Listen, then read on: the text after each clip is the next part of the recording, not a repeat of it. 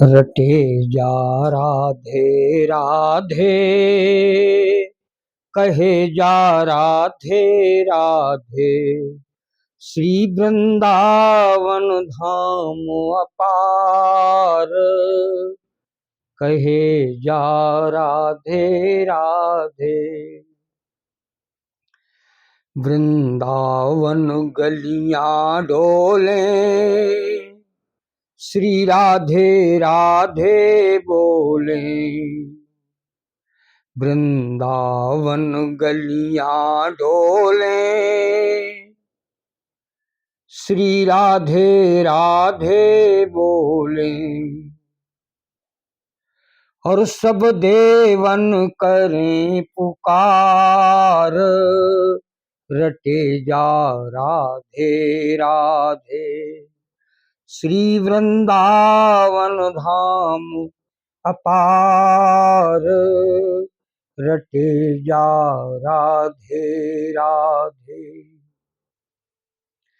राधा को जन्म न हो तो रसराज विचारो रो तो, राधा को जन्म न हो तो रसराज विचारो रो तो, हो तो न कृष्ण अवतार, रटे जा राधे राधे।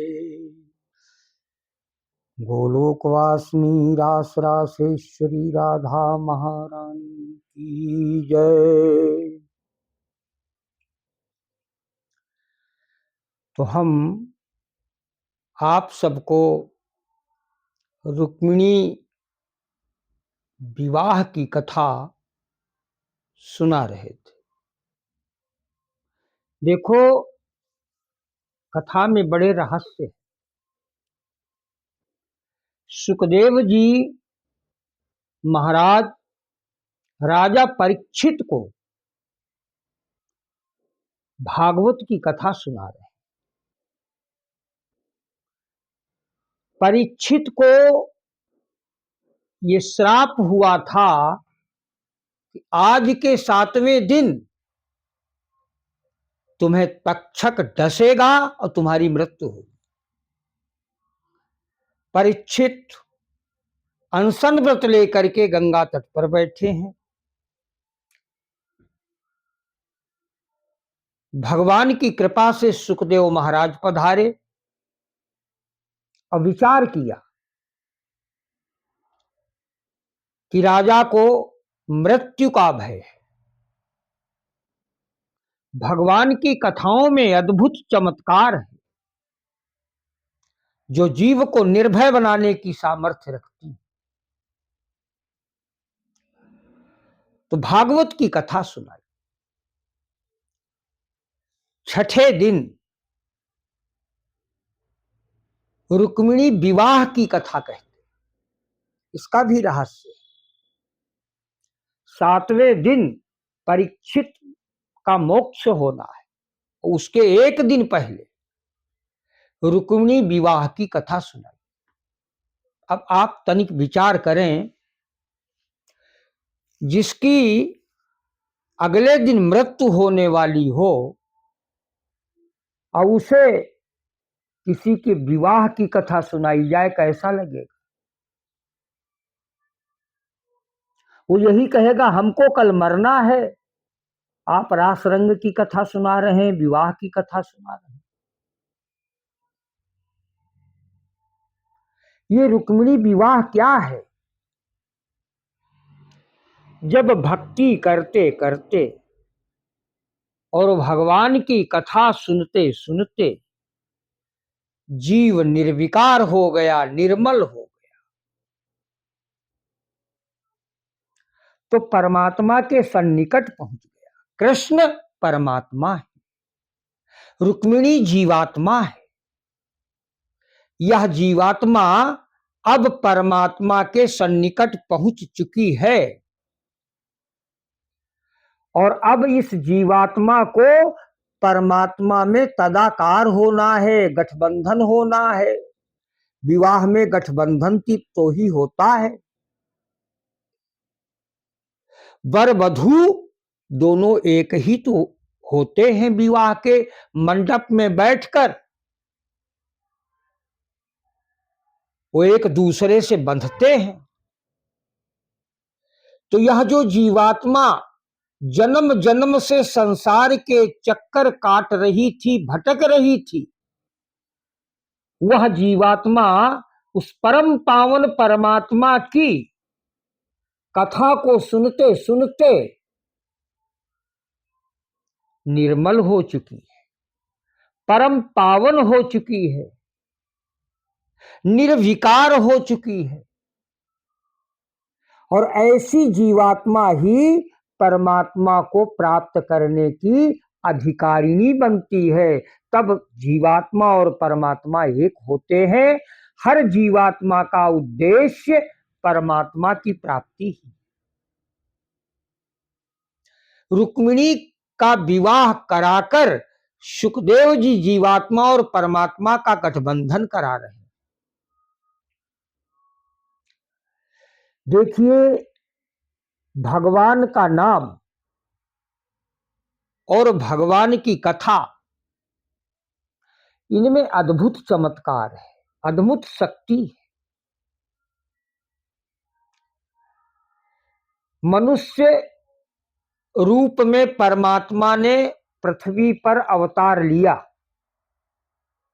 वो देखने में मनुष्य जैसे लगते हैं। भगवान के अनेक अवतार हुए हैं। उन अवतारों में अनेक प्रकार के शरीर धारण किए हैं। भगवान का कोई भी अवतार हो, वो किसी भी शरीर में पृथ्वी पर आए, लेकिन उनमें एक बात होती है, भगवान निर्विकार होते हैं। वे साधारण मानव जैसे नहीं होते हैं। मानव विकारी होता है, जीव विकारी होता है। जीव और ब्रह्म में यही अंतर है। जिसमें विकार हो वो जीव, और जो निर्विकार हो वही ब्रह्म है। कृष्ण और राम ये निर्विकार है। ये साक्षात अपनी योग माया के द्वारा, देखने में लगता है मनुष्य जैसे हैं, लेकिन वास्तव में जो मनुष्य में शरीर में लक्षण होते हैं वो सारे लक्षण उनमें नहीं। वो शांत है, निर्मल है, निर्विकार है, अनासक्त है, सम है। तो इसीलिए हर मनुष्य को भगवान की कथाओं का रसपान करना चाहिए, सुनना चाहिए।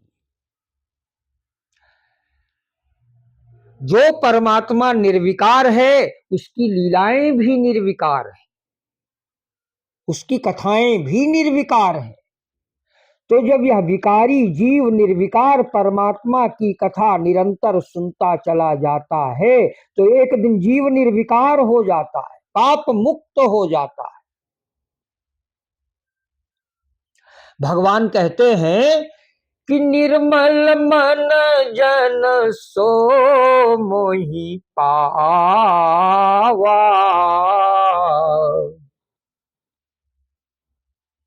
मोहि कपट छल छिद्र न भावा। जब तक जीव निर्मल बनेगा नहीं तब तक प्रभु की प्राप्ति हो नहीं सकती। और जब तक जीव को परमात्मा की प्राप्ति होगी नहीं, तब तक यह जीव परम शांति का अनुभव कर नहीं सकता, परमानंद की अनुभूति नहीं कर सकता। यह जीव अशांत ही रहेगा, दुखी रहेगा और संसार चक्र के फेरे लगाता रहेगा। सारे दुखों का समन जीव का परमात्मा की प्राप्ति है। और वह प्राप्ति भगवत नाम और भगवत की कथाओं से ही संभव है। नाम का आश्रय लेंगे, निरंतर भगवान की कथाएं सुनेंगे तो आप धन्य हो जाएंगे, आप निर्विकार हो जाएंगे, आप तदाकार हो जाएंगे, जीव से ब्रह्म बन जाएंगे। नाम में और कथाओं में इतनी शक्ति।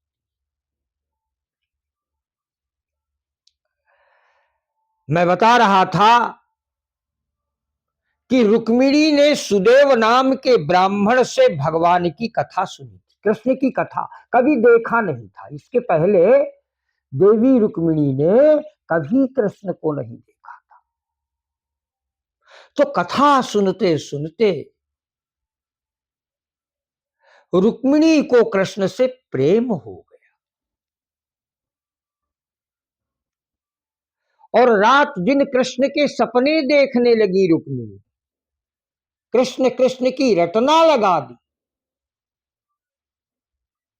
इसके विपरीत जो रुक्मिणी का बड़ा भाई रुक्मी था, वह द्वेष मानता था कृष्ण से। वो नहीं चाहता था कि इस ग्वाले को मेरी बहन प्राप्त हो।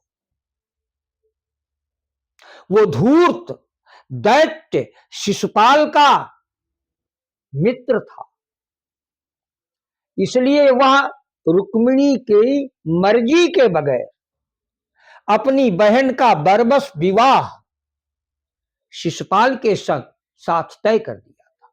लेकिन उसे भय था कि कहीं वह ग्वाला आकर मेरी बहन का हरण न कर ले, इसलिए अतिशीघ्र बारात को बुलाई और सारे जितने दैत्य राजा थे सबको बाराती बनाकर शिशुपाल आकर के भीष्मक के नगर के चारों तरफ डेरा डाल दिया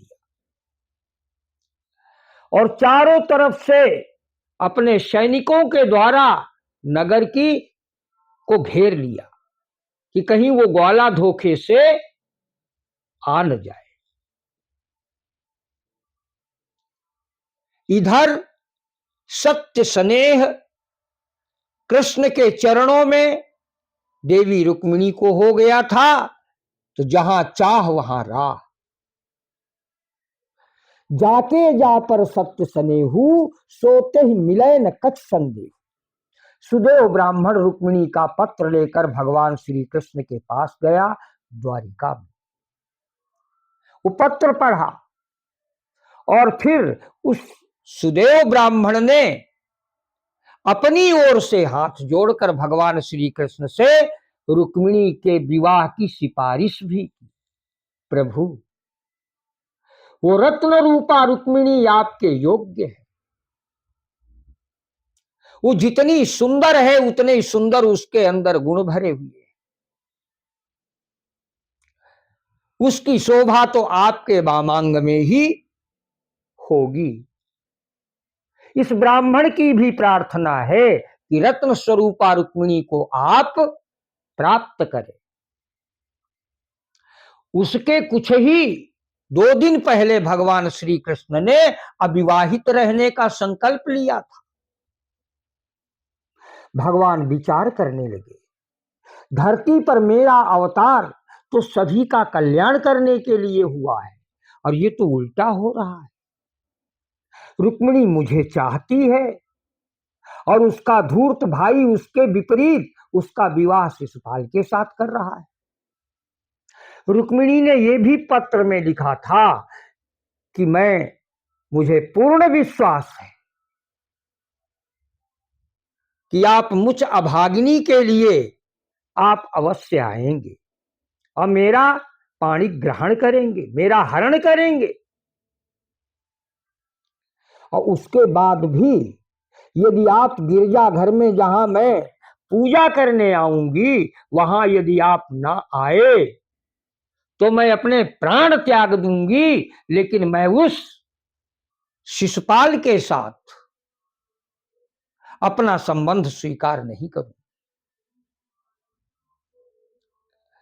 भगवान ने तुरंत वेगगामी घोड़ों को जोतकर रथ तैयार कराया और विवाह करने के लिए उतावले हो।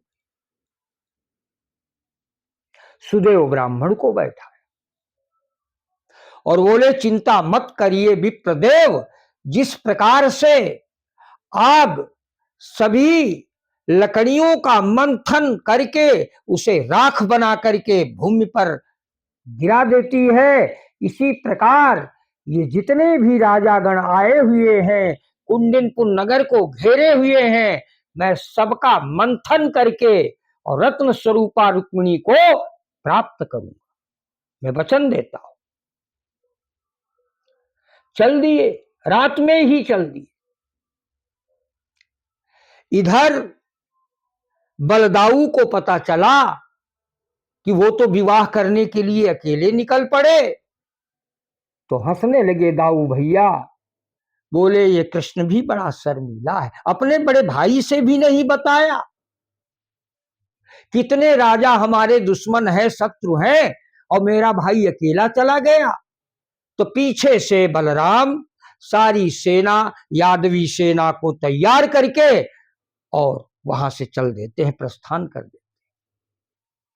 इधर रात भर के अंदर कुंडिनपुर पहुंच गए भगवान श्री कृष्ण, और उधर रुक्मी को भय था कि कहीं कृष्ण न आ जाए। वहां की एक परिपाटी थी कि जिस कन्या का विवाह होता था तो नगर के बाहर गिरजा का मंदिर था, भवन था। तो विवाह जिसका होता था वो कन्या गिरजा घर में पूजा करने जाती। लेकिन कृष्ण के भय से रुक्मी ने रोक लगा दी कि नहीं, कहीं पूजा करने जाने की जरूरत नहीं है, मेरी बहन घर से बाहर नहीं निकलेगी। तो रुक्मी की पत्नी ने कहा, तुम कृष्ण से भयभीत हो, तुम कायर हो, अपनी बहन को पूजा से मना करते हो, कैसे भाई हो तुम। तो जब ऐसा कहा पत्नी ने, तो पूजा करने के लिए आज्ञा दे दी गिरजा घर में, लेकिन चारों तरफ से अपने सैनिकों को सुसज्जित करके खड़ा कर दिया चौकसी के लिए। इधर कुछ अपनी सहेलियों को साथ में लेकर देवी रुक्मिणी पूजा करने चली। तो भागवत में लिखा है, अपनी माता के 2 बार चरण स्पर्श किए। अब 2 बार क्यों चरण स्पर्श किए? इसलिए स्पर्श किए कि पहला चरण स्पर्श प्रणाम तो गिरजाघर में माता की पूजा करने के लिए था, और दूसरा प्रणाम इसलिए था कि वो अपने सीधे वहीं से ससुराल जाएगी, दोबारा प्रणाम करने को अवसर देवी रुक्मिणी को नहीं मिलेगा, इसलिए अपनी मां को 2 बार प्रणाम। आज्ञा लेकर चली। सारे सैनिक, सारे योद्धा घोड़ों पर खड़े हुए निगरानी में खड़े। इधर भगवान ने देखा कि अंदर जाने का कोई मार्ग नहीं है, तो उन्होंने अपने रथ को जनाना बना दिया। बात ये थी, शिशुपाल की एक बहन थी, तो अपनी बहन के विवाह में सभी रिश्तेदारों को बुलाया था, लेकिन बहन से द्वेष मानता था, इसलिए बहन को नहीं बुलाया था। तो भगवान श्री कृष्ण रुक्मी की बहन बन गए और रथ जनाना बना दिया। जब पूछा गया तो कहा बहन आई है, शिशुपाल की बहन। तो कहा शिशुपाल की बहन आई है, इसलिए अंदर रथ चला गया।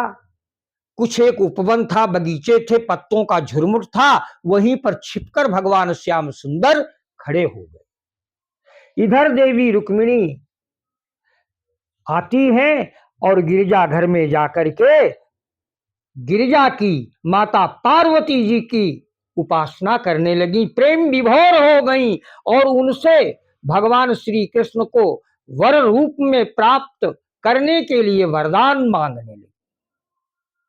जैसे माता सीता ने राम को पाने के लिए गिरजाघर में पूजा की थी, वैसे ही देवी रुक्मिणी आज भगवान श्री कृष्ण को प्राप्त करने के लिए गिरजाघर में पूजा करने लगी। जय जय गिरिवर राज किशोरी, जय महेश मुख चंद चकोरी, जय गज बदन खड़ानन माता, विश्व विदित दामिनी दुति गाता, नहीं तव आदि मध्य अवसाना, अमित प्रभाव वेद नहीं जाना, भव भव विभव पराभव कारिणी, विश्व विमोहनी स्वबस विहारिणी, पति देवता सुतीय महु मातु प्रथम तव रेख। भाव भर के आज देवी पार्वती जी की उमा की उपासना कर रही है देवी रुक्मिणी, और देवी रुक्मिणी की इस उपासना को, पूजा को देखकर मां भगवती पार्वती जी परम प्रसन्न हो गईं और उन्होंने वरदान दिया, देवी तुम संशय का त्याग करो, अरे तुम्हारे श्याम सुंदर बाहर खड़े तुम्हारी प्रतीक्षा कर रहे हैं, तुमने जिस वर को चाहा है उसी वर की तुम्हें प्राप्ति होगी, ये मेरा आशीर्वाद। और जब ऐसी मंदिर में आवाज आई तो देवी रुक्मिणी मुड़कर जब चली है तो भागवतकार ने बताया, कहा थोड़ा तिरछा देखकर जो घुड़सवार खड़े हुए थे सैनिक उनकी ओर मुस्कराई, तो उसकी मुस्कुराहट से ये जितने भी धूर्त थे ये सब मोहित हो गए, अचेत हो गए, घोड़े पर बेहोश हो गए। इतने में पत्तों के झुरमुट को चीरते हुए भगवान श्याम सुंदर का रथ दिखाई पड़ा। जैसे देवी रुक्मिणी ने भगवान श्याम सुंदर को देखा, प्रेमाश्रु निकल पड़े, मानो अपना पूरा समर्पण श्याम सुंदर को कर रही हो। दाहिना हाथ कृष्ण की ओर बढ़ाया और भगवान श्री कृष्ण ने सम्मान करते हुए रुक्मिणी का हाथ पकड़कर अपने रथ में बैठा लिया और सारथी से बोले, सारथी रथ द्वारिका की ओर लेकर चल। सारथी रथ द्वारिका की ओर लेकर चलता है। इतने में उनको सबको होश आता है और वो सब कृष्ण से युद्ध करने लगते हैं, पीछा करते हैं। सबको जवाब देते हुए रथ द्वारिका की तरफ जा रहा है। वीरों की लाशें पट गई, उनके ऊपर से रथ चल रहा है। इधर जब शिशुपाल को पता चला, रुक्मी को पता चला, तो वह ईर्ष्या से और क्रोध से बौखला गया। सेना की एक टुकड़ी लेकर रुक्मी ने संकल्प किया, यदि मैं अपनी बहन को उस ग्वाले के हाथों से मुक्त कर कर नहीं आया तो मैं वापस अपने नगर में आकर मुख नहीं दिखाऊंगा, और पीछा किया। इधर वक्रदंत, शिशुपाल, जितने भी जरासंध, जितने राजागण थे, सबने मिलकर आक्रमण बोल दिया। पीछे से बलदाऊ जी यादवों की सेना लेकर आ गए, महाभीषण युद्ध होने लगा। और बलदाऊ ने कहा भैया तुम देवी रुक्मिणी को लेकर आगे बढ़ो, मैं इन राजाओं से निपट लेता हूं। लेकिन रुक्मिणी ने कृष्ण का पीछा नहीं छोड़ा। मार्ग में जाकर जब कृष्ण को रोका तो भगवान श्री कृष्ण रथ से कूद गए और रुक्मी को रथ पर गिराकर उसके गर्दन पर तलवार रख दी।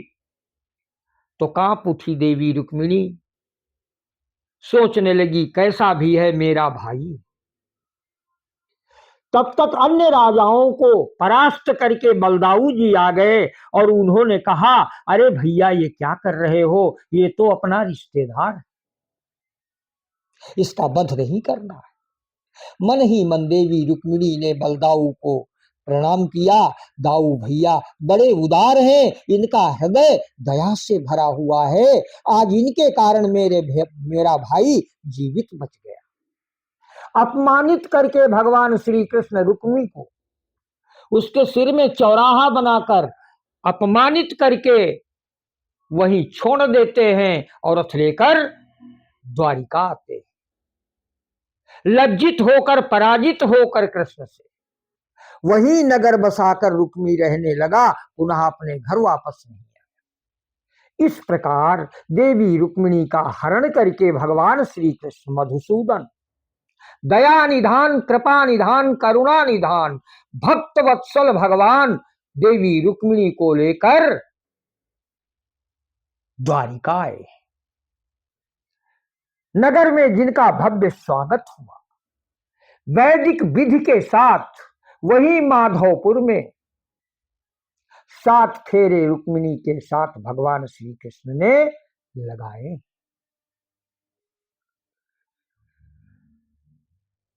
वेद व्यास लिखते हैं, रुक्मिणी मंगल, रुक्मिणी विवाह की कथा जो भक्त बड़े प्रेम के साथ श्रवण करेंगे, उनके जितने भी मांगलिक कार्य होंगे वो सब शुद्ध संपन्न होंगे, उनकी मनोकामना की पूर्ति होगी और उनके घर में प्रसन्नता और खुशियां सदैव के लिए निवास करेंगी। ऐसी रुक्मिणी मंगल की पावन कथा है। तो ये रुक्मिणी विवाह की कथा आपने सुनी। विचार ये करना है, इस धरती के ऊपर भगवान का नाम और भगवान के द्वारा की हुई लीलाएं जो कथा के रूप में निकल कर आती हैं, जो जो कृत्य भगवान ने यहां किए वो सब लीला है। तो लीला गान करता है, कहाँ ही सुनहि अनुमोदन करही। जो प्रेम पूर्वक भगवत कथा कहते हैं और प्रेम पूर्वक दत्त चित्त होकर मन लगाकर भगवान की कथाएं प्रेम से सुनते हैं, ऐसे दोनों ही जीवों के ऊपर भगवान की अपार कृपा बरसती है और अंतकाल में भगवत धाम की उनको प्राप्ति हो। ऐसा प्रभाव है भगवान की कथाओं का, भागवत की कथा का और भगवान के निर्विकार पावन नाम में इतनी शक्ति है, इतनी ताकत है, जो बड़े से बड़े पापी को पापों से धोकर निर्मल बना देती। भगवान को भक्त वत्सल कहते और गाय को पुत्र वत्सला कहते। या तो मां के साथ में वत्सला शब्द आता है और या फिर प्रभु के नाम के साथ वत्सल शब्द आता है। इन दो जगहों को छोड़कर ये शब्द कहीं दूसरी जगह नहीं प्रयोग किया जाता है। ये वत्सल कैसे कहलाते हैं, आप थोड़ा सा ध्यान दें। जब गाय अपने बछड़े को जन्म देती है तो उस समय मलमूत्र से उसका सारा शरीर सना हुआ होता है, लेकिन इतनी ममता होती है गाय को अपने शिशु पर, बछड़े पर, इतनी प्रीति होती है अपने बछड़े के ऊपर, वो ये विचार नहीं करती है कि मैं ये क्या काम कर रही हूं। प्रेम विवश होकर उस मलमूत्र को गाय अपनी जिह्वा से चाट चाट कर उसकी काया को निर्मल बना देती। इसलिए गाय को पुत्र वत्सला कहा गया है और भगवान को भक्त वत्सल इसलिए कहा गया है, यही काम भगवान करते हैं। ये जीव भगवान का पुत्र ही है। जब यहां अज्ञान के कारण, मोह के कारण पापों से लिप्त हो जाता है, पापों के मल से मलिन हो जाता है जीव, पापों से चारों ओर आवृत हो जाता है जीव, तो भगवान इतने दयालु हैं, इतने भक्त वत्सल हैं, जीव को इतने प्रेम करने वाले हैं। ये जीव जब छटपटाता है, रोता है और प्रभु के नाम का आधार पकड़ता है, तो दौड़े दौड़े भगवान चले आते हैं परमात्मा, और ऐसे ऐसे पापी जीव को अपनी जिह्वा से उसके पापों को चाट चाट कर उसे निष्पाप बना देते हैं। भगवान के जैसा, परमात्मा जैसा जीव का और सुहृद कौन हो सकता है।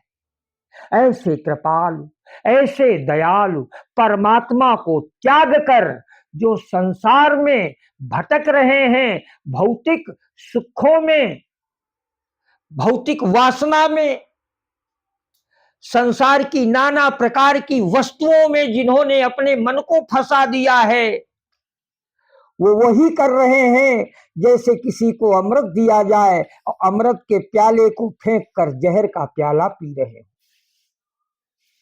यही तो कैलाश पर्वत के उत्तुंग शिखर पर बैठकर माता पार्वती जी को कथा सुनाते सुनाते भगवान तन्मय हो जाते हैं, उनके आंखों में प्रेमाश्रु टपकने लगते हैं और वो कहते हैं, हे देवी, जो भगवान को त्याग कर हरि पद छोड़ी अरे विषय रसुले और पलटी सुधाते 60 सुले। जो विषयों के रस में अपनी इंद्रियों को, अपने मन को डुबाता है, वो तो अमृत के प्याले को फेंक कर जहर का प्याला पी रहा है।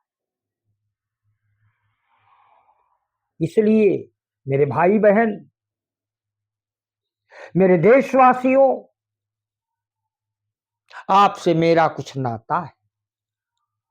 जीवन बहुत कम है, इस कम जीवन काल में हमें परमात्मा की प्राप्ति करनी है, क्योंकि उसके बगैर उद्धार नहीं हो सकता, कल्याण हो नहीं सकता। जब तक परमात्मा की प्राप्ति नहीं होगी तब तक इस संसार के चक्कर काटना ही पड़ेगा।